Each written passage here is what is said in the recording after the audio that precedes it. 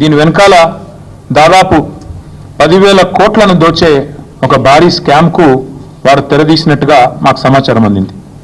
జరిగింది ఏమంటే నిన్న హరీష్ రావు గారు మీకు చాలా వివరంగా ప్రెస్ మీట్లో కొన్ని విషయాలు చెప్పారు. ఎట్లా ఈ ప్రభుత్వం సుప్రీంకోర్టు గైడ్లైన్స్ని తుంగలో దొక్కుతోంది, సుప్రీంకోర్టు తీర్పులను బేఖాతరు చేస్తోంది, ఎట్లా వాల్టా చట్టాన్ని ఉల్లంఘించింది, ఎట్లా ఫారెస్ట్ యాక్ట్ని కూడా ఫారెస్ట్ కన్జర్వేషన్ యాక్ట్ని కూడా ఎట్లా ఉల్లంఘించింది, ఇవన్నీ విషయాలు కూడా నిన్న వారు చాలా వివరంగా చెప్పారు. నేను వాటి జోలికి పోను. కానీ నేను చెప్పేది ఒక సరికొత్త ఆర్థిక నేరానికి ఏదైతే రేవంత్ రెడ్డి ప్రభుత్వం తెరలేపిందో, ఒక గోల్మాల్ ఏదైతే చేస్తూ ఉందో దాని విషయాల్లో నేను మీకు కొన్ని విషయాలు చెప్పాలనుకుంటా ఉన్నాను. ఎక్కడ స్టార్ట్ అయింది అసలు ఈ కుంభకోణం అంతా కూడా? అసలు ఇందాక నేను చెప్పినట్టు ఈ భూమి ఏదైతే ఉన్నదో ఈ 400 ఎకరాల అడవి భూమి అనే మాట నేను చాలా స్పష్టంగా అటవీ భూమి అనే మాట పూర్తిగా ఉన్న అవగాహనతో మాట్లాడుతున్నా. అది కూడా చాలా స్పష్టంగా సుప్రీంకోర్టు తీర్పుల ఆధారంగా మాట్లాడుతా ఉన్నాను. ఎందుకంటే నిన్న హరీష్ రావు గారు మీకు చెప్పారు, మీరు చూశారు. సుప్రీంకోర్టు 1996లోనే అంటే దాదాపు 30 ఏళ్ల కిందనే స్పష్టమైన తీర్పు ఇచ్చింది. అడవి అని ప్రత్యేకంగా రిజర్వ్ ఫారెస్ట్ అని డిక్లేర్ చేయకపోయినా అడవులకు ఉండాల్సిన లక్షణాలు ఉంటే 0.4 క్యానపీ ఉంటే ఖచ్చితంగా అది ప్రైవేట్ ల్యాండ్ అయినా ఓనర్షిప్ ఎవరిదైనా ఖచ్చితంగా దాని అటవీ భూమిగానే గుర్తించాలి అని సుప్రీంకోర్టు తీర్పు ఇవ్వడమే కాకుండా సుప్రీంకోర్టు రాష్ట్ర ప్రభుత్వాలకు ఆదేశం కూడా ఇచ్చింది. ఏమని?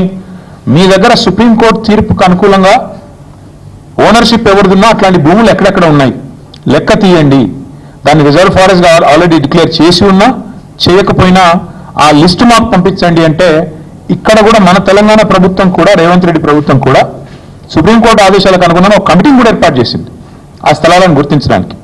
అందుకే 0.4 క్యానపీ ఉన్న ఈ భూమి ఖచ్చితంగా అటవీ భూమి. మీరు చూస్తారు సుప్రీంకోర్టు ఆల్రెడీ దాని అటవీ భూమిగానే చెప్పింది. మన జస్టిస్ గవాయ్ గారు కూడా చెప్పారు. ఫారెస్ట్ కన్జర్వేషన్ యాక్ట్ 1980 ప్రకారం రేవంత్ రెడ్డి గారు చేసిన అతిపెద్ద ఫైనాన్షియల్ ఫ్రాడ్ ఏంటి అంటే ఒక అటవీ భూమిని ఇవాళ తాకట్టు పెట్టడం లేదా అమ్మడం. ఆ అధికారం గవర్నమెంట్ కూడా లేదు. మీకు తెలుసు పోడు పట్టాలు మేము ఇచ్చాం గతంలో. పోడు పట్టాలు కూడా మీకు తెలుసు ROFR కింద పోడు పట్టాలు కూడా they won't give you complete rights on the land. మీరు దాన్ని అక్కడ సాగు చేసుకున్న దానికి అవకాశం ఉంటుంది, పొజిషన్కి అవకాశం ఉంటుంది తప్ప ఓనర్షిప్ ఉండదు, తను అమ్మేదానికి అవకాశం ఉండదు పోడు పట్టా విషయంలో కూడా. అట్లాగే ఈ అటవీ భూమి ఏదైతే ఉందో అడవి లక్షణాలు కలిగి ఉన్న భూమి ఏదైతే ఉందో 1980 ఫారెస్ట్ కన్జర్వేషన్ యాక్ట్ ప్రకారం ఇది మొత్తం రేవంత్ రెడ్డి గారికి తెలుసు. ఆయనకు తెలియదని కాదు, ఆయనకు తెలియకుండా జరిగిందనడానికి కూడా లేదు. ఇక్కడ ఇంపార్టెంట్ ఇష్యూస్ 2-3 నేను మీకు స్పష్టంగా చెప్తాను. ఒకటి, ఎలాంటి ఎన్వైరన్మెంటల్ ఇంపాక్ట్ అసెస్మెంట్ జరగలేదు అని చెప్పి మరి అటవీ శాఖ అనుమతి లేదు, ఎన్వైరన్మెంటల్ ఇంపాక్ట్ అసెస్మెంట్ లేదు, ఇంకా ట్రాన్స్ఫర్ కూడా టైటిల్ది పూర్తిగా కాలేదు. అయినప్పటికీ ఫైనాన్షియల్ ఇన్స్టిట్యూషన్స్ని వెంటనే ఆగమేఘాల మీద ప్రభావితం చేసి ప్రభుత్వ అధికారులు మరి మిస్లీడ్ చేసినారా, ముఖ్యమంత్రి వాళ్ళని డైరెక్ట్ చేసినారా తెలియదు, మరి ఒక భారీ ఆర్థిక నేరానికి పాల్పడ్డారు. ఎట్లా చేసినారు ఇది?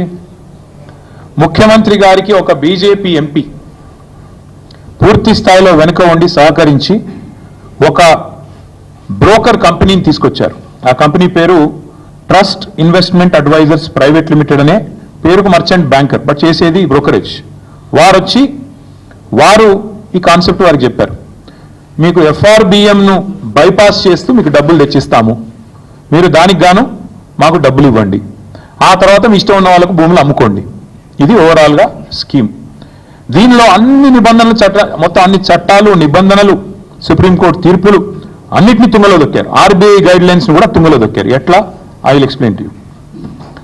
ఈ ట్రస్ట్ ఇన్వెస్ట్మెంట్ అడ్వైజర్ అనే కంపెనీ వారికి రాష్ట్ర ప్రభుత్వం ఇప్పటికే 170 కోట్లు, దాదాపు 170 కోట్లు, 169 కోట్ల చిల్లర వారు ఇప్పటికే లంచం రూపంలో చెల్లించారు. మళ్ళీ సరే దాని కమిషన్ అంటారు, నేనైతే పక్కా చేసింది నేరం కాబట్టి లంచమనే అంటున్నా. ఆ ట్రస్ట్ ఇన్వెస్ట్మెంట్ అడ్వైజర్ వాళ్ళు ఇంకొక ఫైనాన్షియల్ అడ్వైజరీ సర్వీసెస్ ఫామ్ని ముంగడ పెట్టారు.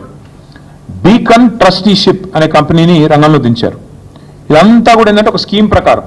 ఇక్కడ ఇంపార్టెంట్ పాయింట్, పేరుకు పోయిన సంవత్సరమే రాష్ట్ర ప్రభుత్వం మాకు సుప్రీంకోర్టు తీర్పు రాగానే ఈ భూమిని మేము 75 కోట్లు పర్ ఎకరం మేము TGIACకి బదలాయిస్తున్నామని చెప్పి ఒక జీవో ఇచ్చింది.